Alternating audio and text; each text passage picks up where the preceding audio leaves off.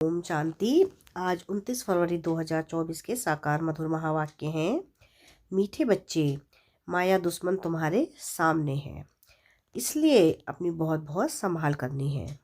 अगर चलते चलते माया में फंस गए तो अपनी तकदीर को लकीर लगा देंगे। क्या कहा प्यारे बाबा ने कि माया दुश्मन तुम्हारे सामने है, इसलिए अपनी बहुत बहुत संभाल करनी है। अगर चलते चलते माया के जाल में फंस गए तो अपनी तकदीर को लकीर लगा देंगे। प्रश्न है आज की मुरली का कि तुम राजयोगी बच्चों का मुख्य कर्तव्य क्या है। क्या प्रश्न है आज का कि तुम राजयोगी बच्चों का मुख्य कर्तव्य क्या है। उत्तर है इसका पढ़ना और पढ़ाना। यही तुम्हारा मुख्य कर्तव्य है। तुम हो ईश्वरीय मत पर, तुम्हें कोई जंगल में नहीं जाना है। घर गृहस्थ में रहते शांति में बैठ बाप को याद करना है। अल्फ और बे, इन्हीं दो शब्दों में तुम्हारी सारी पढ़ाई आ जाती है। ओम शांति। बाप भी ब्रह्मा द्वारा कह सकते हैं कि बच्चों गुड मॉर्निंग, परंतु फिर बच्चों को भी रिस्पॉन्ड देना पड़े। यहाँ है ही बाप और बच्चों का कनेक्शन। नए जो है जब तक पक्के हो जाए कुछ ना कुछ पूछते रहेंगे। यह तो पढ़ाई है। भगवानुवाच भी लिखा है, भगवान है निराकार। यह बाबा अच्छी रीति पक्का कराते हैं, किसको भी समझाने के लिए, क्योंकि उस तरफ है माया का जोर। यहाँ तो वह बात नहीं है। बाप तो समझते हैं कि जिन्होंने कल्प पहले वर्षा लिया है वह आप ही आ जाएंगे। ऐसे नहीं कि फलाना चला ना जाए, इनको पकड़ो, चला जाए तो चला जाए। यहाँ तो जीते जी मरने की बात है। बाप एडॉप्ट करते हैं, एडॉप्ट किया ही जाता है कुछ वर्षा देने के लिए। बच्चे माँ बाप के पास आते ही हैं वर्षे की लालच पर। साहूकार का बच्चा कभी गरीब के पास एडॉप्ट होगा क्या। इतना धन दौलत आदि सब छोड़ कैसे जाएंगे। एडॉप्ट करते हैं साहूकार।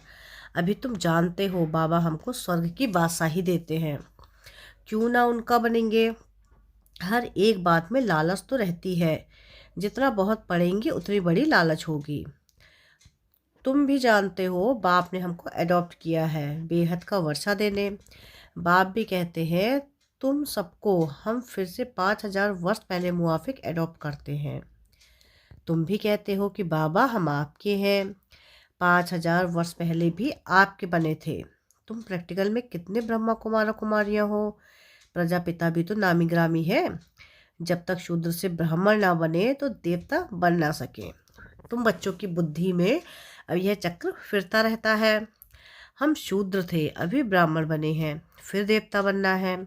सतयुग में हम राज्य करेंगे, तो इस पुरानी दुनिया का विनाश जरूर होना है। पूरा निश्चय नहीं बैठता है तो फिर चले जाते हैं। कई कच्चे हैं जो गिर जाते हैं। यह भी ड्रामा में नूद है। माया दुश्मन सामने खड़ी है तो वह अपनी तरफ खींच लेती है। बाप घड़ी घड़ी पक्का कराते हैं, माया में फंस नहीं पड़ना, नहीं तो अपनी तकदीर को लकीर लगा देंगे। बाप ही पूछ सकते हैं कि आगे कब मिले हो, और कोई को पूछने का अक्ल आएगा ही नहीं। बाप कहते हैं मुझे भी फिर से गीता सुनाने आना पड़े, आकर रावण की जेल से छुड़ाना पड़े। बेहद का बाप बेहद की बात समझाते हैं। अभी रावण का राज्य है, पतित राज्य है तो आधा कल्प से शुरू हुआ है। रावण को 10 शीश दिखाते हैं, विष्णु को 4 भुजाएं दिखाते हैं। ऐसे कोई मनुष्य होता नहीं। यह तो प्रवृत्ति मार्ग दिखाया जाता है। यह है एम ऑब्जेक्ट, विष्णु द्वारा पालना। विष्णुपुरी को कृष्णपुरी भी कहते हैं। कृष्ण को जो 2 बाहें ही दिखाएंगे ना, मनुष्य तो कुछ भी समझते नहीं हैं। बाप हर एक बात समझाते हैं। वह सब है भक्ति मार्ग। अभी तुमको ज्ञान है, तुम्हारी एम ऑब्जेक्ट ही नर से नारायण बनने की। यह गीता पाठशाला है ही जीवन मुक्ति प्राप्त करने के लिए। ब्राह्मण तो जरूर चाहिए। यह है रुद्र ज्ञान यज्ञ। शिव को रुद्र भी कहते हैं। अब बाप पूछते हैं कि ज्ञान यज्ञ श्री कृष्ण का है या शिव का है। शिव को परमात्मा ही कहते हैं, शंकर को देवता कहते हैं।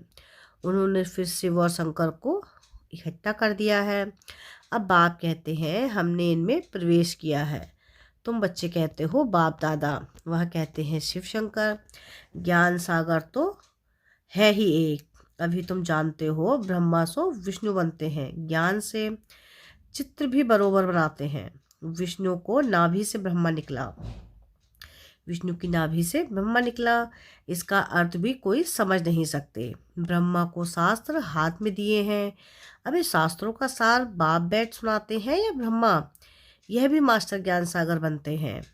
बाकी चित्र इतने ढेर बनाए हैं, वह कोई यथार्थ है नहीं, वह है सब भक्ति मार्ग के। मनुष्य कोई 8-10 भुजा वाले होते नहीं, यह तो सिर्फ प्रवृत्ति मार्ग दिखाया है। रावण का भी अर्थ बताया है। आधा कल्प है रावण राज्य रात, आधा कल्प है राम राज्य यानी दिन। बाप हर एक बात समझाते हैं। तुम सब एक बाप के बच्चे हो। बाप ब्रह्मा द्वारा विष्णुपुरी की स्थापना करते हैं और तुमको राजयोग सिखाते हैं। जरूर संगम पर ही राजयोग सिखाएंगे। द्वापर में गीता सुनाई, यह तो रॉन्ग हो जाता है। बाप सच बतलाते हैं। बहुतों को ब्रह्मा का यानी श्री कृष्ण का साक्षात्कार होता है। ब्रह्मा का सफ़ेद पूछ ही दिखाते हैं। शिव बाबा तो है बिंदी, बिंदी का साक्षात्कार हो तो कुछ समझ ना सके। तुम कहते हो हम आत्मा है, अब आत्मा को किसने देखा है? कोई ने नहीं, वह तो बिंदी है। समझ सकते हैं ना, जो जिस भावना से जिसकी पूजा करते हैं उनको वही साक्षात्कार होगा। दूसरा अगर रूप देखे तो मूंछ पड़े। हनुमान की पूजा करेगा तो उनको वही दिखाई पड़ेगा, गणेश की पूजा को वही दिखाई पड़ेगा। बाप कहते हैं हमने तुमको इतना धनवान बनाया, हीरे जवाहरातों के महल थे, तुमको अनगिनत धन था, तुमने अभी वह सब कहाँ गवाया?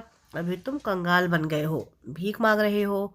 बाप तो कह सकते हैं ना कि अभी तुम बच्चे समझते हो बाप आए हैं, हम फिर से विश्व के मालिक बनते हैं। यह ड्रामा अनादि बना हुआ है, हर एक ड्रामा में अपना पार्ट बजा रहे हैं। कोई एक शरीर छोड़ जाकर दूसरा लेते हैं, इसमें रोने की क्या बात है? सतयुग में कभी रोते नहीं। अभी तुम मोहजीत बन रहे हो। मोहजीत राजाए यह लक्ष्मी नारायण आदि हैं, वहाँ मोह होता नहीं। बाप अनेक प्रकार की बातें समझाते रहते हैं। बाप है निराकार, मनुष्य तो उसे नाम रूप से न्यारा कह देते हैं, लेकिन नाम रूप से न्यारी कोई चीज़ थोड़ी ही होती है। हे भगवान, ओ गॉडफादर कहते हैं ना, तो नाम रूप है ना। लिंग को शिव परमात्मा, शिव बाबा भी कहते हैं। बाबा तो है ना बरोबर, बाबा के जरूर बच्चे भी होंगे। निराकार को निराकार आत्मा ही बाबा कहती है। मंदिर में जाएंगे तो उनको कहेंगे शिव बाबा, फिर घर में आकर बाप को भी कहते हैं बाबा। अर्थ तो समझते नहीं, हम उनको शिव बाबा क्यों कहते हैं? बाप बड़े थे बड़ी पढ़ाई 2 अक्षर में पढ़ाते हैं, अल्फ और बे। अल्फ को याद करो तो बे बादशाही तुम्हारी है। यह बड़ा भारी इम्तिहान है। मनुष्य बड़ा इम्तिहान पास करते हैं तो पहले वाली पढ़ाई कोई याद थोड़ी ही रहती है। पढ़ते पढ़ते आखिरी तंत्र यानी सार बुद्धि में आ जाता है। यह भी ऐसे है, तुम पढ़ते आए हो, अंत में फिर बाप कहते हैं मन मना भव, तो देह का अभिमान टूट जाएगा। यह मनमना भव की आदत पड़ी होगी तो पिछाड़ी में भी बाप और वर्षा याद रहेगा। मुख्य है ही यह, कितना सहज है। उस पढ़ाई में भी अभी तो पता नहीं क्या क्या पढ़ते हैं।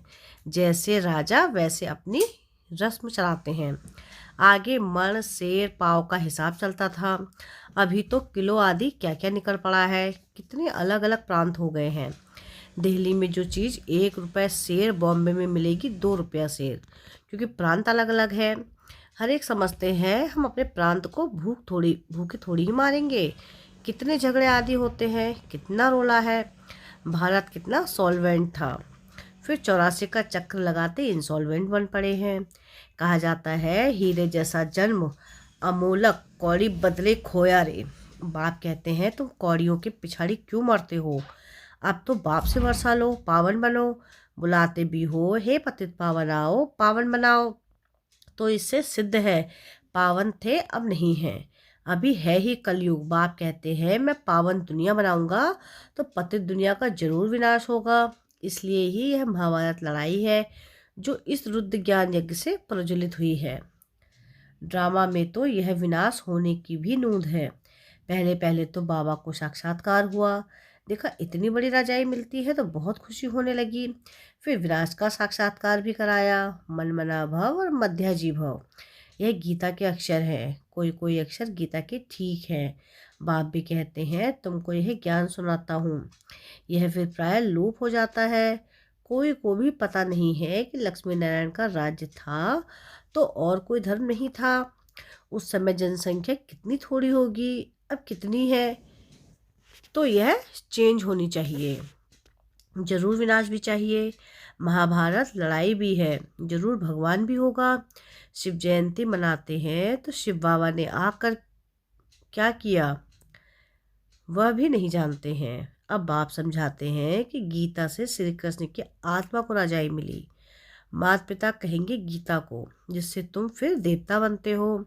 इसलिए चित्र में भी दिखाया है, श्री कृष्ण ने गीता नहीं सुनाई, श्री कृष्ण गीता के ज्ञान से राजयोग सीख यह बना। कल फिर श्री कृष्ण होगा। उन्होंने फिर शिव बाबा के बदले श्री कृष्ण का नाम डाल दिया है। तो बाप समझाते हैं यह तो अपने अंदर पक्का निश्चय कर लो। कोई उल्टी उल्टी बात सुनाकर तुम्हें गिरा ना दे। बहुत बातें पूछते हैं, विकार विगर सृष्टि कैसे चलेगी, यह कैसे होगा।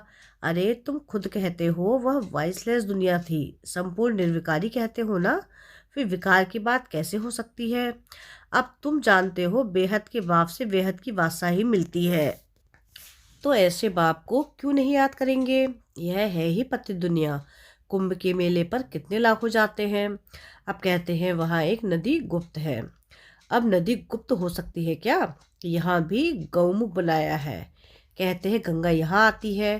अरे गंगा अपना रास्ता लेकर समुद्र में जाएगी कि यहाँ तुम्हारे पास पहाड़ पर आएगी। भक्ति मार्ग में कितने धक्के हैं। ज्ञान भक्ति, फिर है वैराग्य। एक है हद का वैराग्य, दूसरा है बेहद का। सन्यासी घर बार छोड़ जंगल में रहते हैं। यहाँ तो वह बात नहीं। तुम बुद्धि में सारी पुरानी दुनिया का सन्यास करते हो। तुम राजयोगी बच्चों का मुख्य कर्तव्य है पढ़ना और पढ़ाना। अब राजियों को जंगल में थोड़ी ही सिखाया जाता है। यह स्कूल है, ब्रांचेस निकलती जाती हैं। तुम बच्चे राजयोग सीख रहे हो। शिव बाबा से पढ़े हुए ब्राह्मण ब्राह्मणियाँ सिखाते हैं। एक शिव बाबा थोड़ी ही सबको बैठ सिखलाएगा। तो यह हुई पांडव गवर्नमेंट। तुम हो ईश्वरी मत पर। यहाँ तुम कितना शांति में बैठे हो।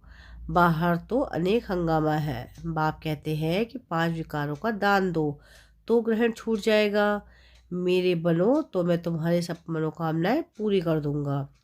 तुम बच्चे जानते हो कि अभी हम सुखधाम में जाते हैं, दुखधाम को आग लगनी है। बच्चों ने विनाश का साक्षात्कार भी किया। अब टाइम बहुत थोड़ा है, इसलिए याद की यात्रा में लग जाएंगे तो विकर्म विनाश होंगे और ऊंच पद पाएंगे। अच्छा, मीठे मीठे से गिलते बच्चों प्रति माता पिता बाप दादा का याद प्यार और गुड मॉर्निंग। रूहानी बाप की रूहानी बच्चों को नमस्ते। हम रूहानी बच्चों की रूहानी बाप दादा को याद प्यार गुड मॉर्निंग और नमस्ते। शुक्रिया प्यारे बाबा, शुक्रिया। धारणा के लिए मुख्य सार है। सार की पहली पॉइंट है, बाप के वर्ष का पूरा अधिकार लेने के लिए जीते जी मरना है, एडॉप्ट हो जाना है। कभी भी अपनी ऊंची तकदीर को लकीर नहीं लगानी है। सेकंड पॉइंट है कि कोई भी उल्टी सुल्टी बात सुनकर संशय में नहीं आना है। जरा भी निश्चय ना हिले। इस दुखधाम को आग लगने वाली है, इसलिए इससे अपना बुद्धि योग निकाल लेना है। वरदान है आज की मुरली का कि समय प्रमाण अपने भाग्य का सिमरण कर खुशी और प्राप्तियों से भरपूर बनने वाली स्मृति स्वरूप भव। भक्ति में आप स्मृति स्वरूप आत्माओं के यादगार रूप में भक्त अभी तक आपके हर कर्म की विशेषता का सिमरण करते अलौकिक अनुभवों में खो जाते हैं। तो अपने प्रैक्टिकल जीवन में कितने अनुभव प्राप्त किए होंगे। सिर्फ जैसा समय जैसा कर्म वैसे स्वरूप की स्मृति इमर्ज रूप में अनुभव करो तो बहुत विचित्र खुशी विचित्र प्राप्तियों का भंडार बन जाएंगे और दिल से यही अनहद गीत निकलेगा कि पाना था सो पा लिया। स्लोगन है आज की मुरली का, कि नंबर 1 में आना है तो सिर्फ ब्रह्मा बाप के कदम पर कदम रखते चलो। क्या है स्लोगन आज का? कि नंबर 1 में आना है तो सिर्फ ब्रह्मा बाप के कदम पर कदम रखते चलो। अच्छा, ओम शांति। ओम